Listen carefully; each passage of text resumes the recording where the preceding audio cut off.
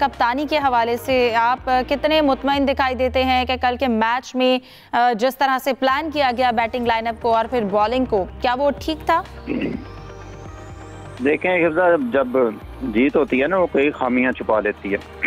India की pressure की वजह से ये हालत थी कि उन्होंने 5 कैचेस ड्रॉप कर दिए, और लेकिन फजा की वजह से उनके फैंस जो है यकीनन सब कुछ भूल गए होंगे, और पाकिस्तान को बैटिंग में खास तौर पर जो है उन्होंने एक तरफा शिकस्त दे दी है। पहले ही ओवर में साहबजादा फरहान को चांस मिला, अभिषेक ने कैच ड्रॉप किया, फिर कुलदीप ने साइम का कैच ड्रॉप किया जब 5 रन पर थे। इतने चांस मिलने के बावजूद पाकिस्तान ने इब्तदाई 10 ओवर बहुत अच्छे खेले हैं, 91 रन पर 1 आउट था, लेकिन उसके बाद तो यूं लगता है जैसे चिरागों में रोशनी ना रही, और बहुत ही स्लो खेले। पता नहीं क्या हो गया उनको, 5 ओवर में 25-26 रन थे और फिर 7 ओवर में 38 रन थे। तो असल ये था, लेकिन इसके बावजूद जो कंडीशंस थी पिच की, हालांकि पहले सलमान अली आगा ने कहा था कि पिच ऐसी नहीं है, इस पे 2 रन हो सकें, लेकिन उसके बावजूद 170-71 रन ऐसे नहीं थे कि इतनी आसानी से वो कर लेते। एक तो ठीक है उन्होंने बुरी फील्डिंग की, और जाहिर है इसकी मेजर वजह जो प्रेशर ही था। पाकिस्तान ने पहले तो बैटिंग करते हुए ये बताऊं, हर मैच में, ना सिर्फ कल के मैच में, यूएई के खिलाफ 38 डॉट खेली थी, इंडिया के पहले मैच में 63, ओमान के खिलाफ 47 और फिर 51 जो है वो डॉट बॉल खेली थी। तो पाकिस्तान की ये कमजोरी जो है ये दूर होने का नाम ही नहीं लेती। फिर बैटिंग आर्डर देखें, यहाँ पे कप्तानी का भी इम्तिहान होता है जब प्रेशर होता है, कि सबको पता है, बाहर बैठे फैंस भी समझ रहे हैं, हम भी समझ रहे हैं, जब आपको जरूरत है तेज स्कोर की, स्ट्राइक रेट की, फरहान अच्छा खेल रहा था, साहबजादा बाद में वो भी स्लो हो गए, वहाँ आपने ऐसे बैट्समैन को भेज दिया जिनको बांग्लादेश के बाद आपने एक भी मैच नहीं दिया। फिर अगर उनको बॉलिंग का एडवांटेज था, उनको आपने ओवर भी नहीं दिया, वहां जाकर स्लो हो गए। नवाज आए तो बिल्कुल ही उन्होंने, एक तो वरुण चक्रवर्ती का जो 16वां-17वां ओवर था उसमें 2 रन बनाए, तो टीम का स्कोर जो है जो 200 तक पहुंच सकता था, वो स्कोर जो है आपको 170 या 170 तक 1 तक लगा। बिल्कुल ऐसा ही है, बैटिंग लाइन इतनी मजबूत है, इतनी मजबूत बैटिंग लाइन थी। मैं आपकी जानिब आना चाहूँगी, हम 200 तक स्कोर कर सकते थे, हमने पहले 10 ओवर में 91 रन बनाए, उसके बाद 7 ओवर्स तक हमने कोई बाउंड्री नहीं की।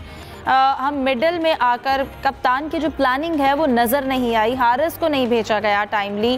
फिर शाहीन आफरीदी जिन्होंने पिछले मैच में इंडिया के खिलाफ उन्होंने जो है वो शॉट्स खेली, बाउंड्रीज जो उन्होंने खेली हैं, इस पर उन्होंने एक भी बॉल फेस नहीं की जब आपके पास विकेट बची हुई थी, तो बेहतर नहीं था लास्ट ओवर्स में उनको मौका दे देते? देखें, कल के मैच में कप्तान के साथ साथ जो हेड कोच माइक हैसन है वो भी एक्सपोज हुए हैं कि उनके पास कोई प्लानिंग बेहतर नहीं थी। कल के मैच में जिस तरह पाकिस्तान टीम ने आगाज़ किया, मिस फील्डिंग की वजह से हमें फ़ायदा उसका हुआ और उसको एडवांटेज पाकिस्तान टीम को लेना चाहिए था, लेकिन जिस तरह कल बैटिंग ऑर्डर में थोड़ा सा सफरिंग की गई, लेकिन वो भी फैसले अच्छे नहीं किए गए, तो इससे अंदाज़ा लगाया जा सकता है कि हमारे पास जो प्लानिंग के नाम की चीज़ नज़र ही नहीं आ रही थी। कल हारिस को भेजना, अपने हमेशा पहले नंबर 1 भी भेजा, ओपनर के तौर पर भेजा, 1 डाउन 2 डाउन 3 डाउन तक वो गए, लेकिन जब जहाँ उनको ज़रूरत थी उसको आपने भेजा ही नहीं है। आप वही जो एक ज़हन में सोच रखा था कि लेफ़्ट और राइट का जो कॉम्बिनेशन, इसके साथ ही हमने जाना है, और इसकी वजह से पाकिस्तान को थोड़ा सा नुकसान भी हुआ। अगर क्या लॉजिक है ये लेफ़्ट के साथ लेफ़्ट का जो है वो कॉम्बिनेशन बनाना है? आप इस वक्त स्कोर को देखें, क्यों इस तरह के कॉम्बिनेशन के पीछे क्या लॉजिक है? देखिए, उनके ज़हन में था कि हम इस तरह जो उनके स्पिनर्स उनके खिलाफ अच्छी परफॉर्मेंस दे सकते हैं, लेकिन वो शायद ये भूल गए कि उनका मुकाबला इंडियन स्पिनर के साथ है, यूएई स्पिनर या ओमान के साथ उनका मुकाबला नहीं हो रहा।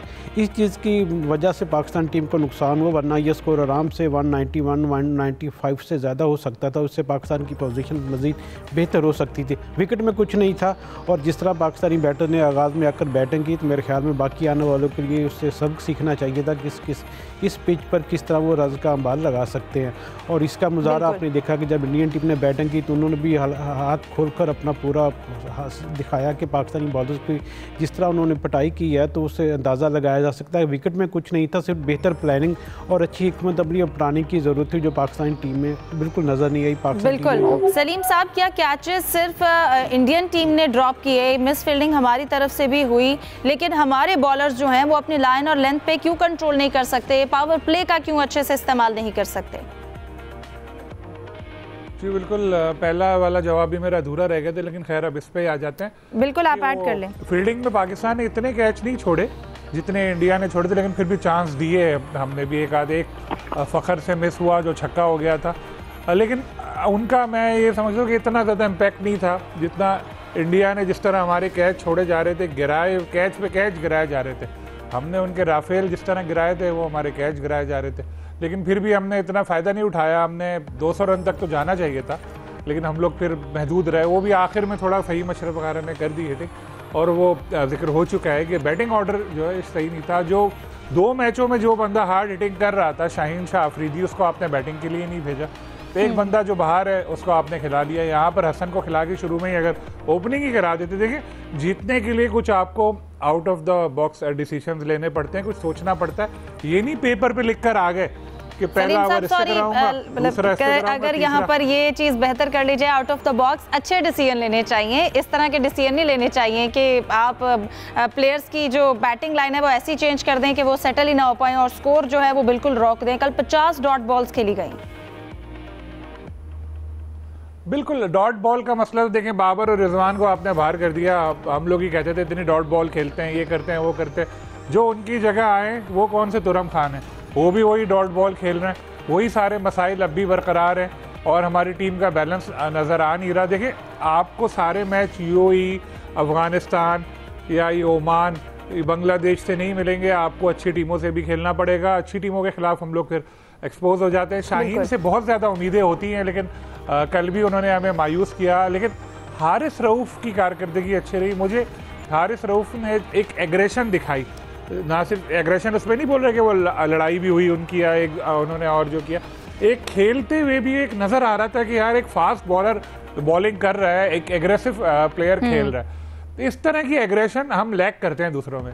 सलमान अली आगा बहुत सीधे इंसान है, शरीफ इंसान है, साजिशें नहीं करते, लेकिन इस क्वालिटीज़ पे उनको कैप्टन बनाना थोड़ा सा अब लग रहा है कि शायद सही नहीं है, क्योंकि वो अपनी जस्टिफाई नहीं कर पा रहे पोजीशन।